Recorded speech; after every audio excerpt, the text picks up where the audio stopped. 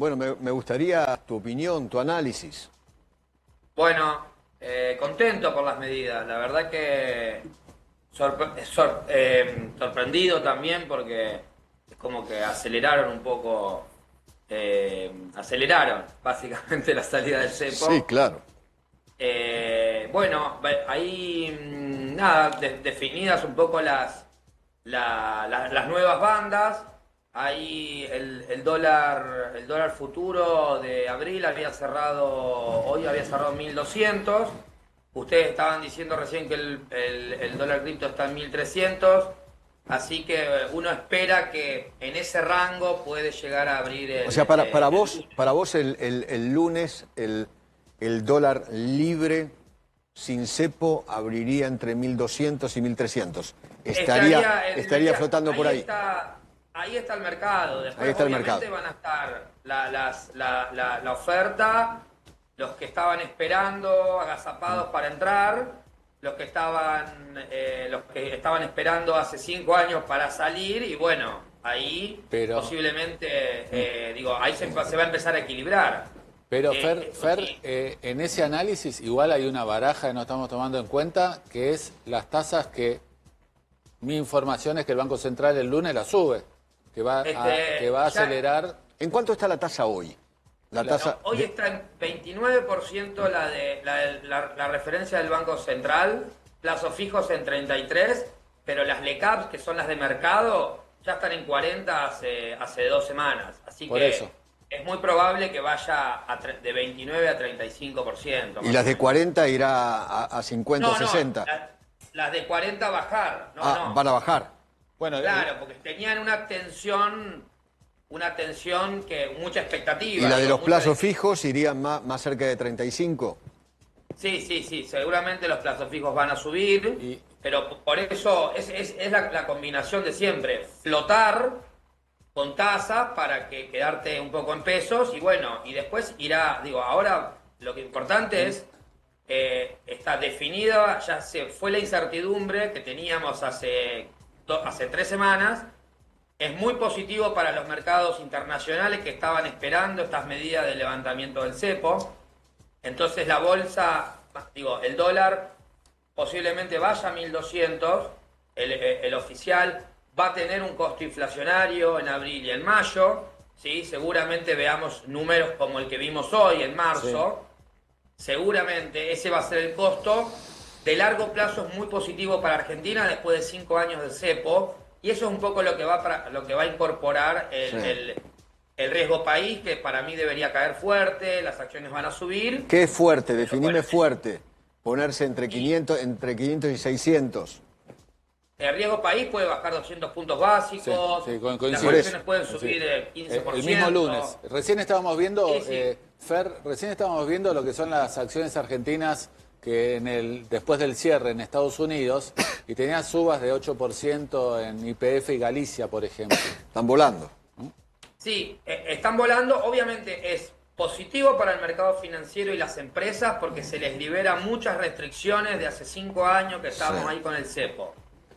Nos quejábamos del cepo y el cepo, bueno, ahora ya va a estar más libre el mercado y se va a unificar, no debería haber tanta brecha. Fer, Sí. ¿ves a partir del lunes un crecimiento en los precios, una remarcación de precios? Porque algunos van a entender que hay una devaluación, ¿no? Yo creo que si del oficial va a haber un impacto. Va a haber un impacto en precios. Recién te decía que es posible que en abril dé un número muy parecido al de marzo, de 3,7%, posiblemente en mayo también. ¿Sí? Hay que ver, obviamente, cómo abre el mercado el lunes. Si el lunes abre en 1200 y aparece la oferta y te lo baja, hay que ver si esa suba que está descontando el dólar futuro del 10%. Fernando, ¿vos no crees también que hay un elemento político que va a haber en ese momento? Y es, el gobierno acaba de renovar su agenda. El gobierno, este presidente, no es el mismo que el de hace 2 horas. De alguna manera también el mercado va a evaluar que retomó parte del modelo, del proyecto, de las promesas, como lo queramos llamar, que había alargado y que venían medio flojas en los últimos 2 o 3 meses.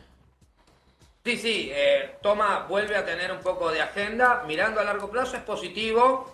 Obviamente uno es objetivo, va a tener un impacto en la actividad, va a tener, al menos transitoriamente, abril, mayo, para ver hasta dónde se reacomodan los precios, con los niveles de inflación un poquito más altos, pero de largo plazo es lo que me parece que va a empezar a mirar, sí, sobre todo las empresas. Porque ¿sí? Si va a haber más inflación, a ver, analicemos lo siguiente. Si va a haber más inflación, ya hay más inflación, pero si va a volver a haber más inflación, los salarios no crecen, te quedás más flojo, el bolsillo de la gente se queda más floja, ¿no? Sí, eso va, transitoriamente va a pasar. Eso va a impactar. Sí, yo creo que es el costo tiene muchos beneficios, claro. Es un costo, siempre hay un trade-off, no es todo positivo y no hay costos.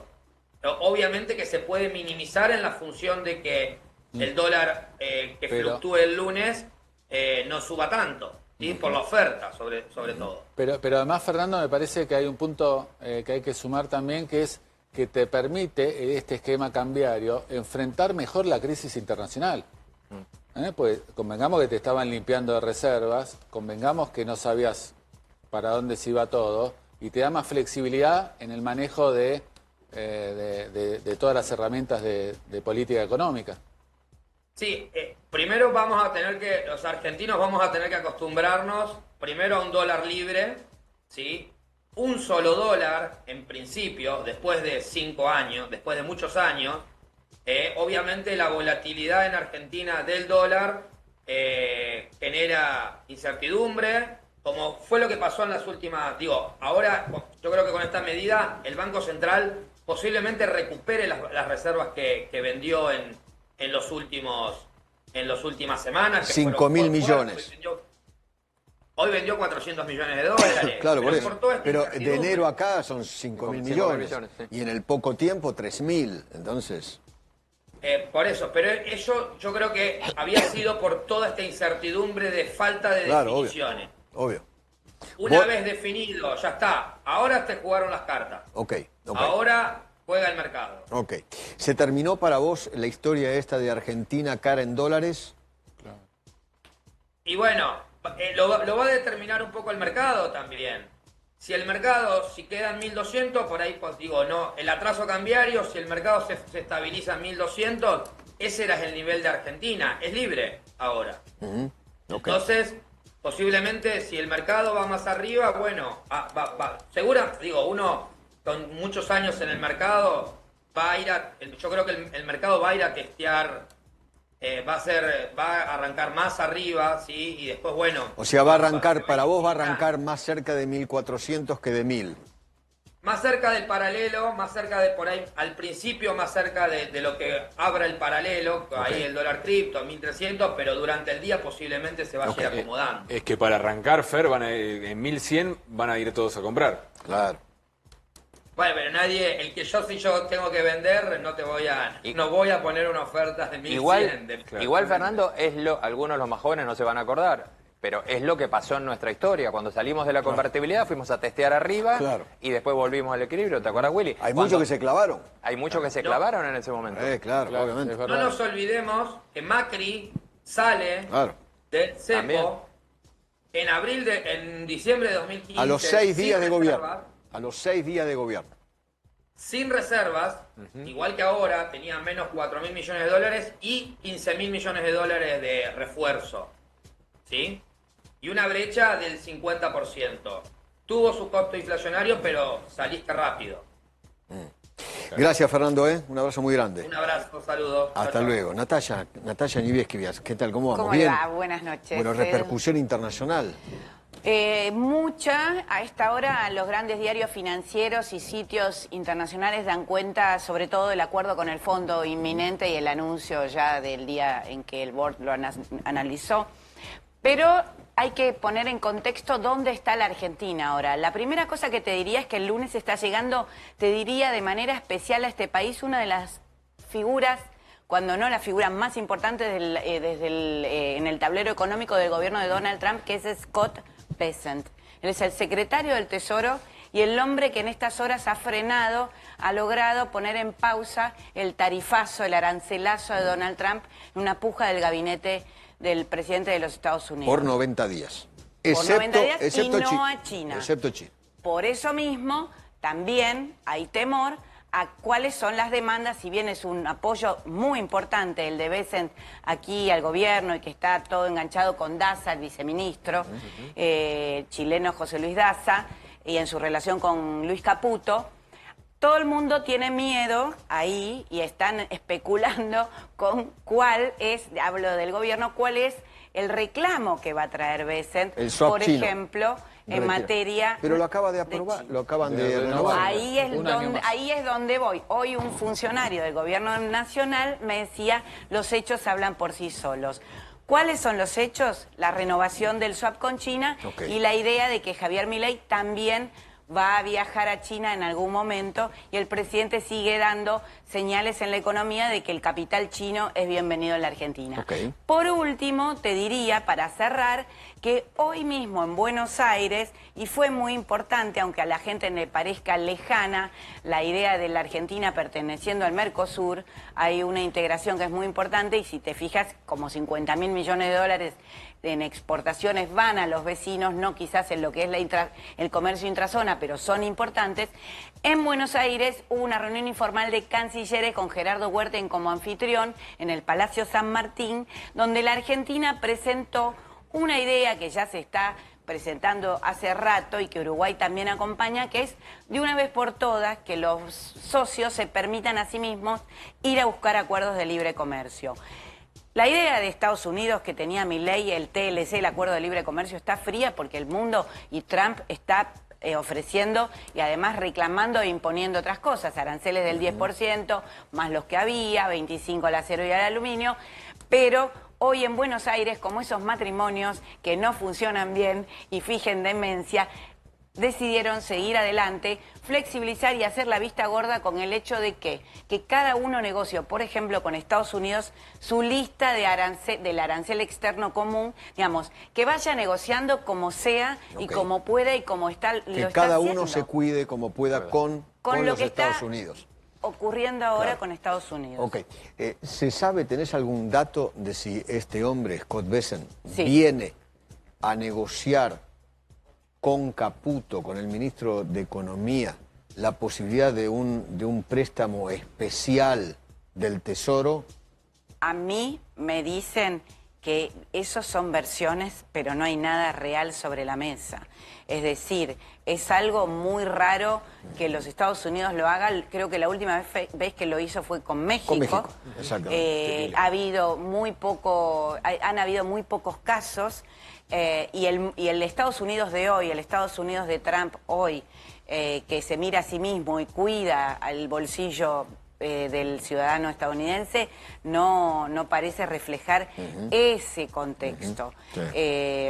Tampoco, como dicen muchos, viene a negociar nada, no es él el que negocia aranceles. Obviamente. Para eso estuvo Huerten también con Jamieson Greer y con Ludwig. Del comercio. Ludwig, que son los hombres del comercio en los Estados Unidos. Entonces, a no ver lo que no hay, lo del Tesoro lo veo difícil. Pero la visita es realmente fundamental. La visita es sumamente importante. Viene acá y no hace estas visitas. Esta figura, la última vez que hubo un secretario del Tesoro fue con Obama, aquí en 2016, que en ese momento vino, creo que 2016, en el contexto de la visita de Obama, así que hace muchos años que no nos visita una figura de la envergadura como Bessent, que además es muy importante dentro del gabinete de Trump. Hay un tema de negociación internacional. Hoy hablaba con un empresario y me decía, estamos todos pensando en los aranceles de Estados Unidos. Y hay otros que están pensando, además de la baja de aranceles, en los excedentes de China. China tiene, además, en medio de esta crisis, muchos más, ya venía con una cantidad de excedentes. China vino de un proceso de enfriamiento de su economía, después de relanzamiento en los últimos tiempos, de inversión en nuevas terminales, sobre todo en el tema automotriz. Ojo con este tema, China sale al mundo como un vendedor callejero a ofrecer de todo y a precios mucho más baratos. Ahí también hay una oportunidad para Argentina.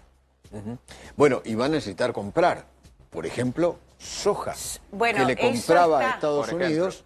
Recordemos que la soja que le vende Argentina a China y que compra China a otros países, como Estados Unidos, es para darle de comer a los chanchos, para que la gente después se coma el chancho, ¿no? Se trata de eso, es Bueno, es comida la para los mejora de la chanchos. clase media china. Ah. Eso que vos estás diciendo es algo que se está hablando, en la posibilidad de que China venga a la Argentina nuevamente por la soja.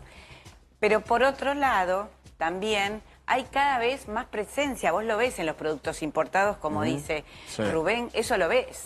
Y las provincias argentinas tienen una relación con China tremenda. Sí, ¿A través de totalmente. qué? La minería, por ejemplo. Obviamente. Brenda, estoy con vos allí en Casa de Gobierno.